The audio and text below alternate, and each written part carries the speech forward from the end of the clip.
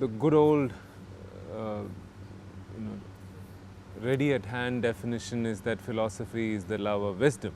Philosophy somehow is seen everywhere, and philosophizing is the technique of analyzing and scrutinizing.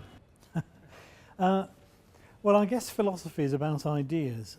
Philosophy's ideals are ultimateness, universality, and necessity. That it gives us a way of thinking about what is the meaning of what we do. I think about asking fundamental questions about life, human life. Philosophy is about thinking about how a spiritual being has to be. It is very much useful for education, educator, and those who want to get educated.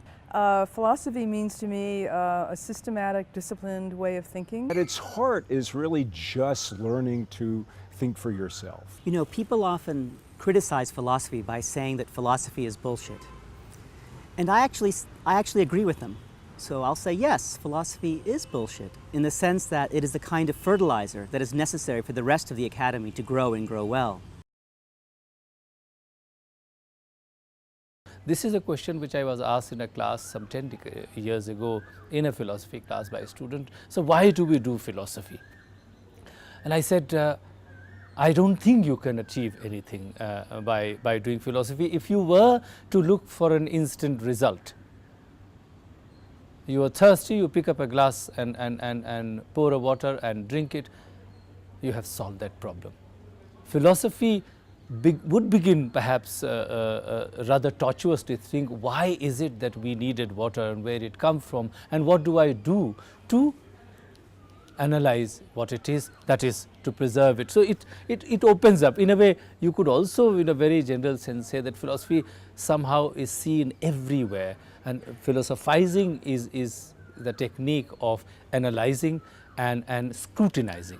Philosophy is the love of wisdom, and it's, I think, about asking fundamental questions about life, human life, and it provides a center of gravity, if you will, for intellectual reflection on all kinds of questions one encounters. But to be a little more specific about it, I think that philosophy begins when you have a question that you have no idea how to answer. And the way you pursue it is through very careful reasoning, explicit reasoning, and attention to argument. So those kinds of skills, that ability to think about problems that are incredibly complex, to break them down into answerable units, and then to pursue those answers with clarity of argument and intent, is, I think, the kind of fertilizer that everyone in the humanities can benefit from. Philosophy asks with more emphasis the questions, normative questions, less of what is and more of what do we want, what ought to be, what should be done. The claim, quite an exalted claim, that philosophy and philosophizing could produce some wisdom. So in that sense, philosophy started as a quest for knowledge and wisdom, not just knowledge but wisdom. Philosophers made a distinction, I think, and they tried to do that by asking questions. My understanding of philosophy is more that it gives us a way of thinking about what is the meaning of what we do.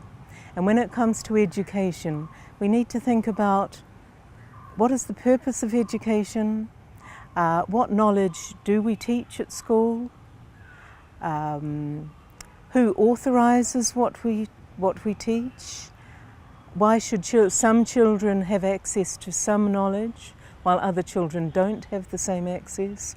I think philosophy helps us to answer those questions.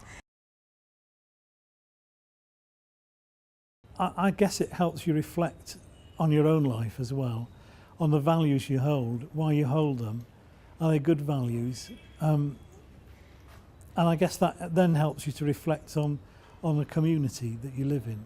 And is it a worthwhile community to live in? And helps you to be critical, not in a negative way, but in a way that takes account of historical ideas, and so that philosophy helps you to have this historical perspective, so you're not a prisoner of the present. One thing about ideas is that they have a historical provenance. And so one thing about philosophy is that it gives you a sense of history. It makes you realise that human beings haven't just lived on the planet in the 20th and 21st centuries, that it goes back a long way to Plato, and of course Indian philosophy goes back a long time as well. So it gives you a sense of identity, a sense of continuity with those who've gone before you. I guess philosophy gives a way to think and way to come out of your everyday mundane problematics which we usually get entrapped into. So in order to come out of those at a personal level, I think it is first of all very important to start thinking. And to start thinking again doesn't mean to start thinking in a very vague manner or in a very uncontrolled manner, but to do it in a proper way. And philosophy in a way gives it that way, that method to think in a manner that would bring some coherence in your thoughts, and especially for teachers who are situationally or situated in circumstances of a lot of problematics and complexities. So I think that is one way philosophy of education per se is of great help. Because without self-reflection, it is almost difficult. It's very easy to analyze others, to pass comments on others. When we define and ask these questions, who am I? What will happen to me? What am I going to do next? Both in the transcendental sense and more importantly in a modern sense, in our existential sense, if we can ask these questions, perhaps philosophy would have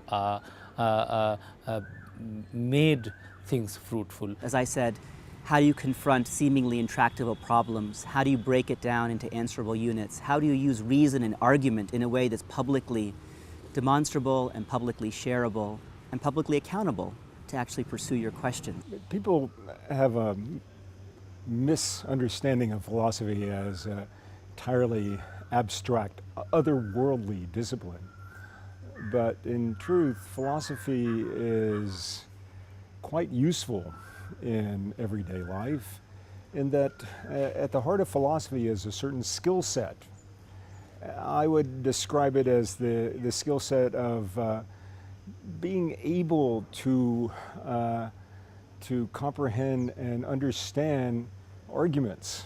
And this can be over buying a car or which candidate to vote for, to be able to look at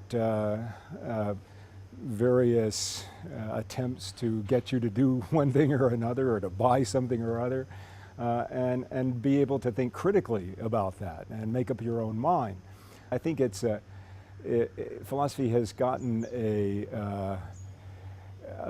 reputation for being highly abstract and inaccessible to the layperson, but that's because philosophers, when they talk among themselves, tend, as any group of specialists, to use a specialized vocabulary, and also with certain issues that people are not familiar with until they become a part of a community. It makes it seem like it's quite a difficult and otherworldly subject, but at its heart is really just learning to think for yourself. The second thing I see about philosophy is, paraphrasing a little bit on Dewey, that philosophy's ideals are ultimateness, universality, and necessity. Now, ultimateness doesn't mean finding the ultimate knowledge which is never going to change. It means that digging deeper into your system of assumptions and beliefs. So, this may not be the truth, eternal truth for all times to come, but philosophy always tries tries to hit the rock bottom of belief systems among the people who are part of the discourse. The second thing is that philosophy has a thrust for universality, and by universality here is meant that which is true for all human beings in that simple manner. Now, this is not that philosophy does not respect the difference between people or communities or societies or various kinds of nations, but they would see those differences and would like to formulate still in a manner, in a more generalized manner, that all these aspects become special cases of that generalized formulation.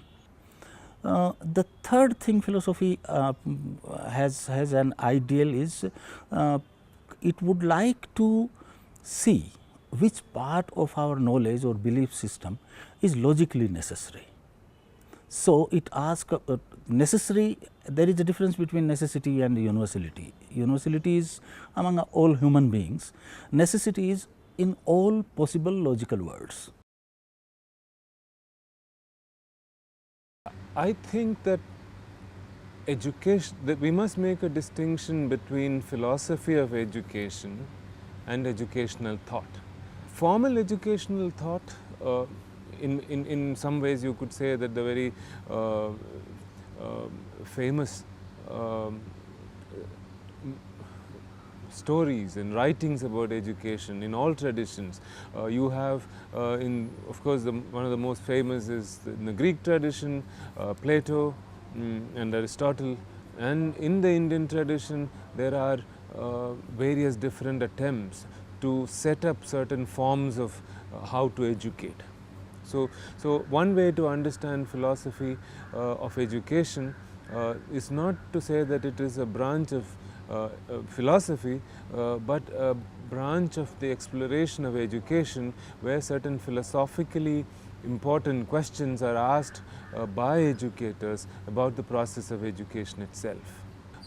In some ways, philosophy of education is important for the teacher because it helps me ask questions, and that might be more important than the clear answers it might provide, but it can give me some answers too.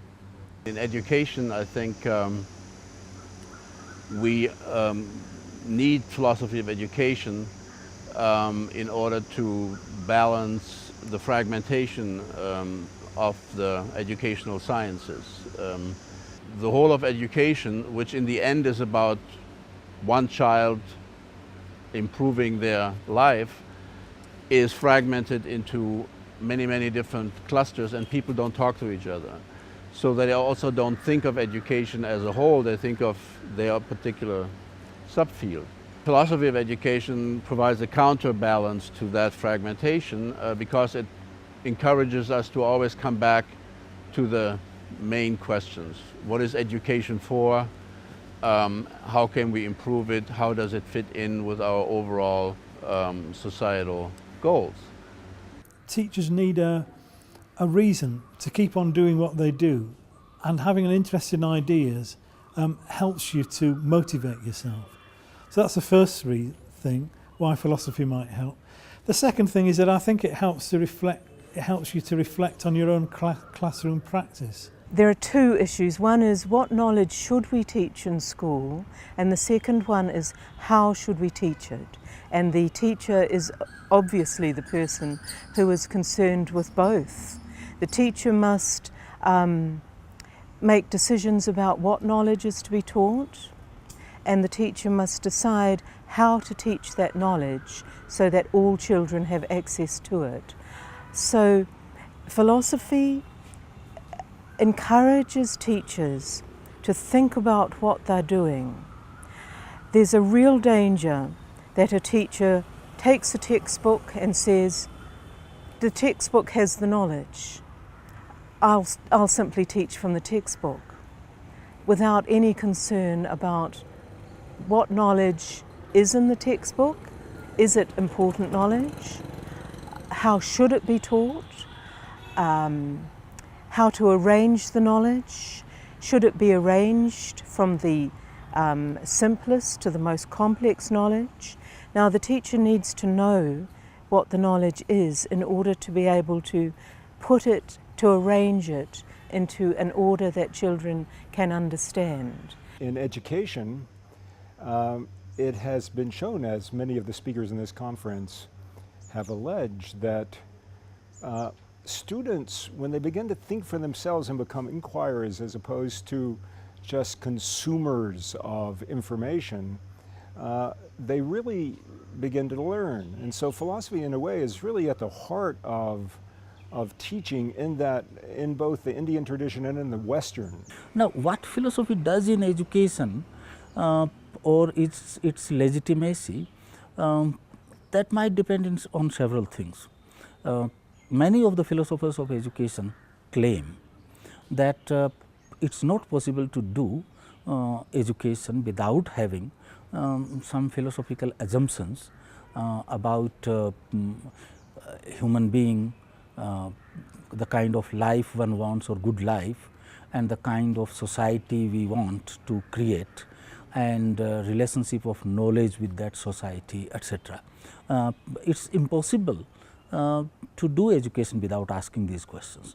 So, people may have some assumptions in their mind and they may not be aware of them, or they may be aware of them, but they may not think that alternative assumptions are possible, and therefore, they might think that philosophy is useless. What philosophy does is consistently pushes people to articulate these questions, articulate answers to them, take into account all other answers which are available, and try to build rigorous argument for accepting this or that. And also, as a slogan, one can say, one can't even deny the legitimacy of philosophy without being philosophical.